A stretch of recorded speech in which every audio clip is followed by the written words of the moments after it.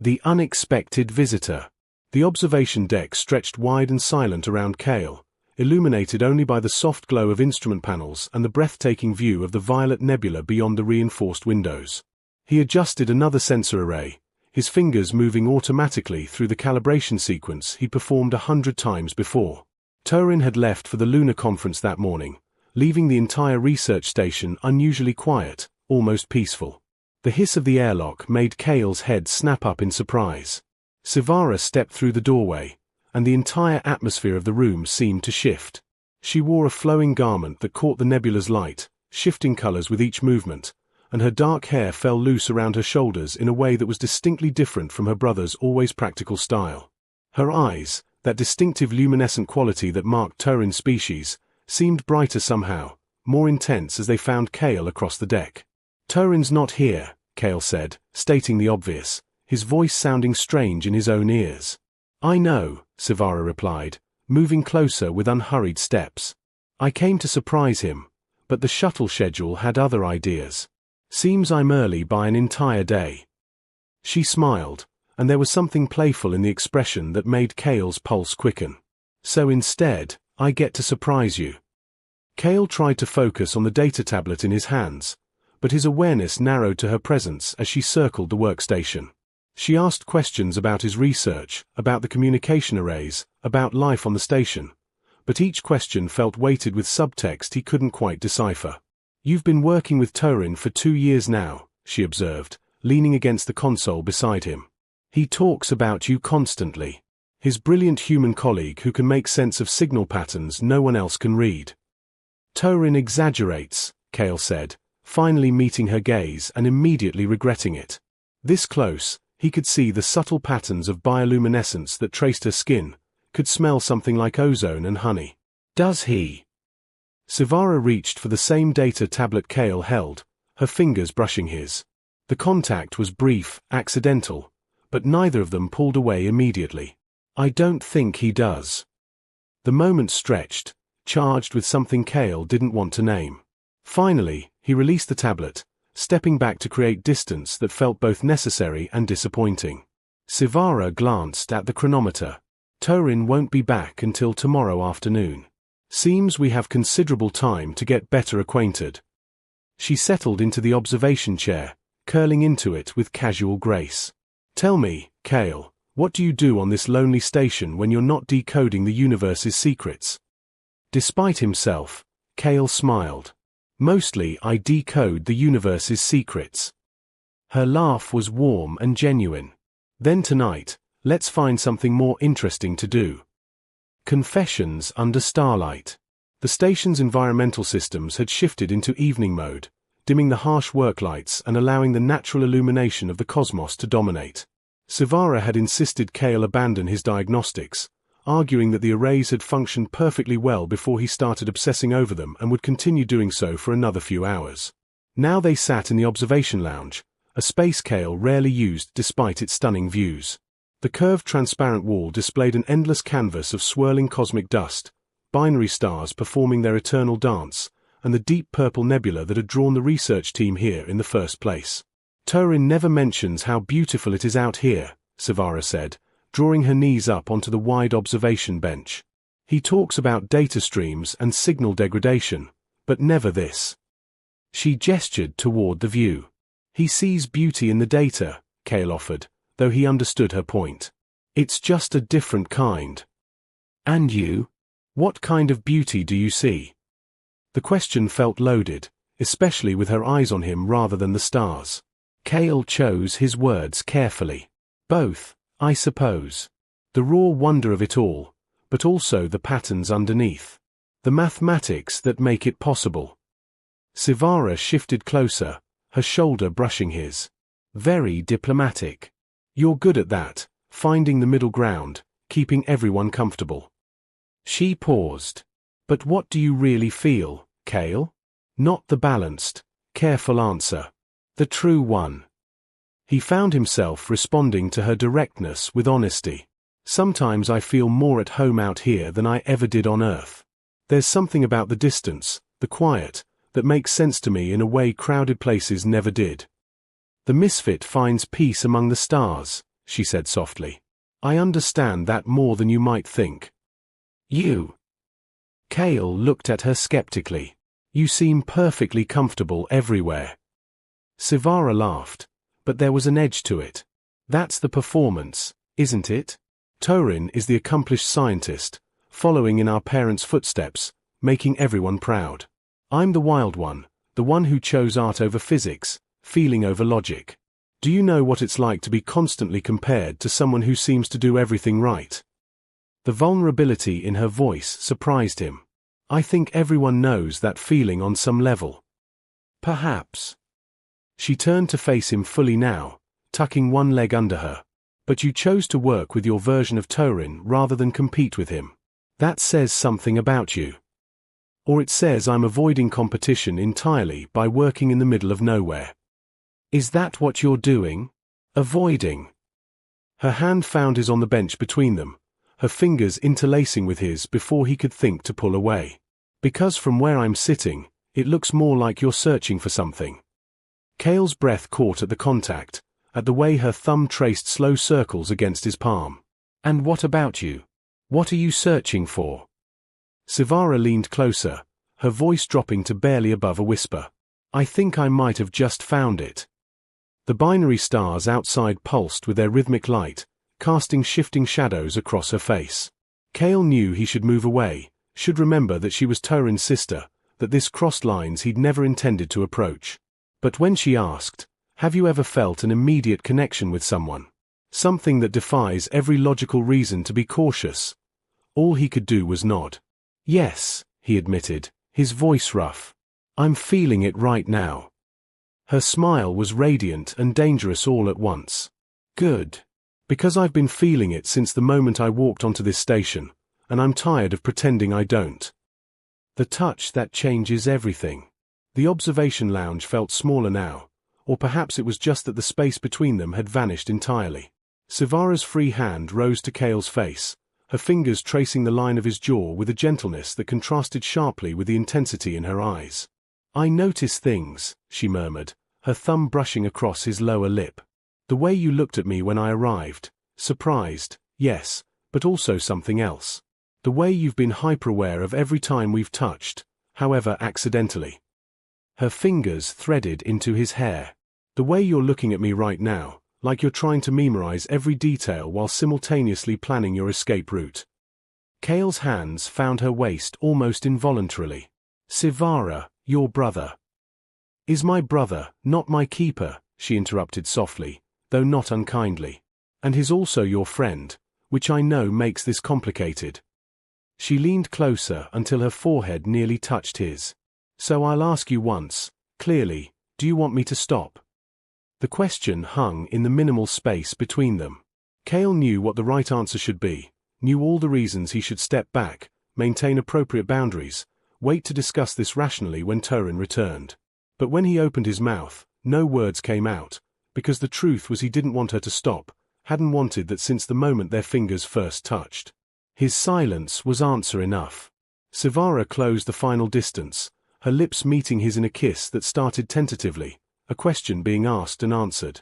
But the second kiss was different entirely, deeper, more urgent, carrying all the tension that had been building since she'd walked through that airlock. Kale pulled her closer and she came willingly, repositioning herself to straddle his lap with a fluid grace that made his heart race. Her hands framed his face as she kissed him again, and again, each one more intense than the last.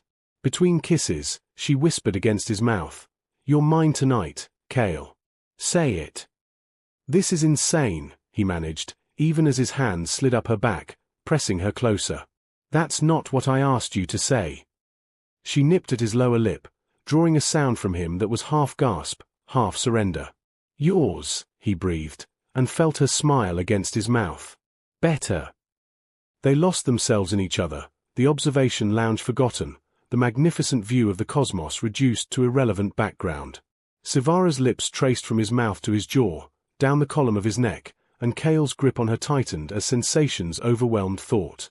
His own exploration was less practiced but no less hungry, threading through her hair, tracing the luminescent patterns on her skin, discovering that she shivered when he kissed the spot just below her ear.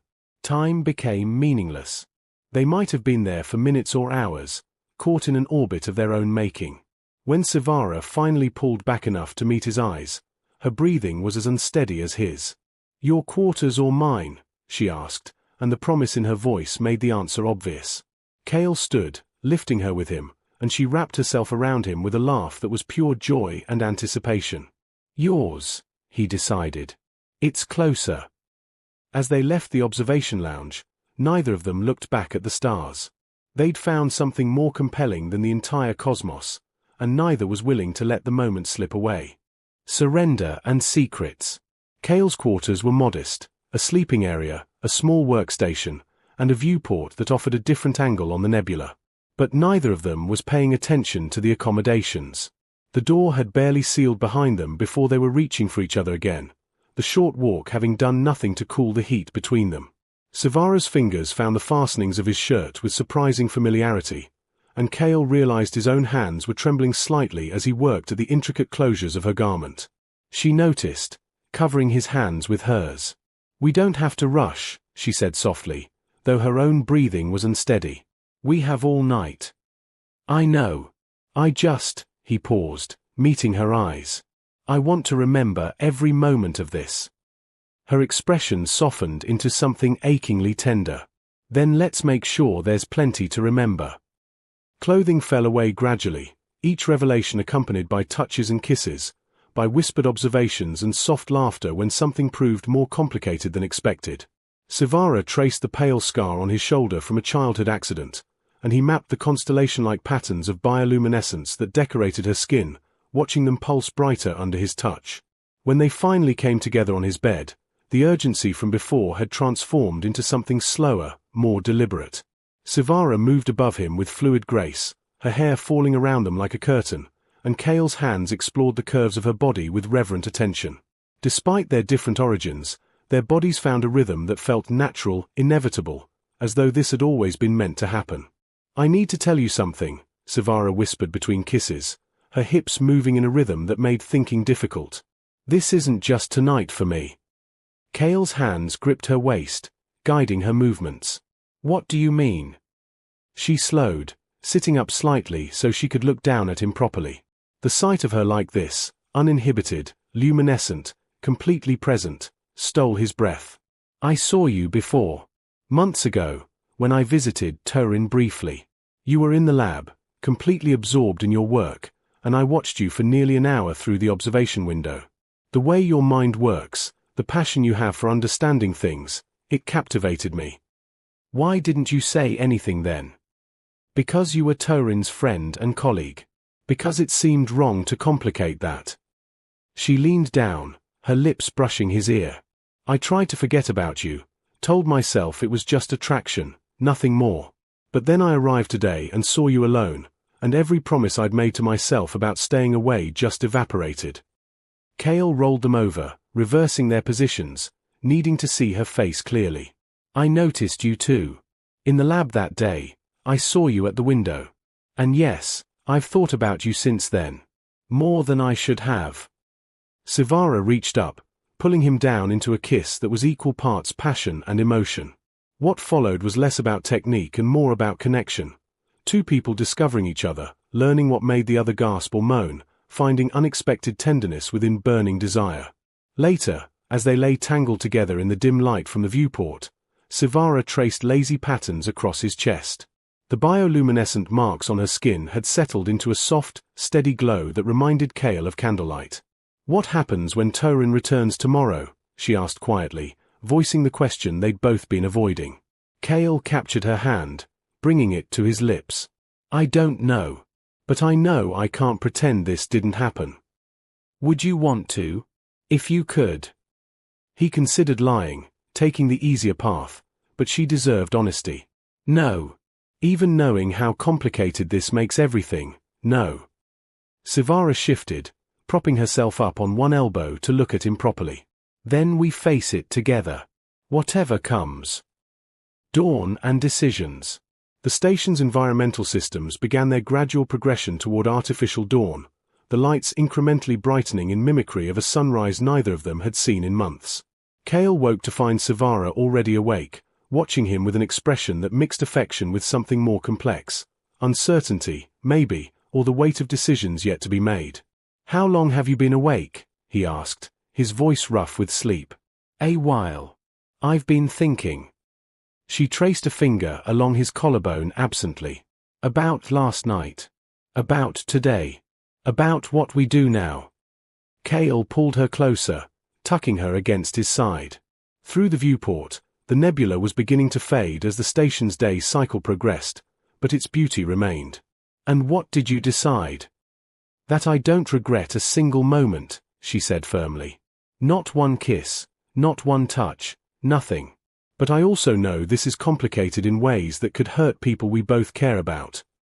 "Torin." "Torin," she confirmed. "My brother, your friend. Someone who trusts both of us." She was quiet for a moment before continuing. "I think we should tell him. Today, when he returns." Cale's initial instinct was to protest, to argue for more time to figure things out, but he forced himself to really consider her words. "You think honesty is the best approach?" "I think hiding this would poison everything." He'd sensed something was wrong, and the longer we waited, the worse the betrayal would feel. Sivara sat up, the sheet pooling around her waist. "I know my brother. He values honesty above almost everything else. He'll be hurt, probably angry, but he'd be more hurt by deception. And if he can't accept this? If it damages my friendship with him, or your relationship with him?" She looked at him seriously. "Then we'll deal with that. But Cale, I need you to be honest with me right now. What is this to you? Was last night just physical? Because if it was, we can agree to let it remain a beautiful memory and move forward as though it didn't happen. I'll respect that choice." Cale sat up as well, taking her hands in his. "Last night wasn't just physical for me. I've spent the last few months trying to convince myself that what I felt when I saw you in that lab was just surface attraction. But being with you yesterday, talking with you, learning who you are beyond the image I'd built in my head, Sivara, you're brilliant and funny and brave in ways that terrify me." "Terrify you?" "Because this is real," he said simply. "What I feel for you is real, and that means it can hurt, it can fail, it can complicate everything I've built here. But even knowing that, I can't imagine looking at you and pretending I feel nothing." Sivara's smile was radiant despite the seriousness of the conversation. "Then we're in agreement. This is real, and real things deserve honesty, even when it's difficult." Before Cale could respond, the station's communication system chimed, an incoming transmission notification. They both froze, and Cale reached for the panel by his bed. Torin's voice came through, cheerful and oblivious.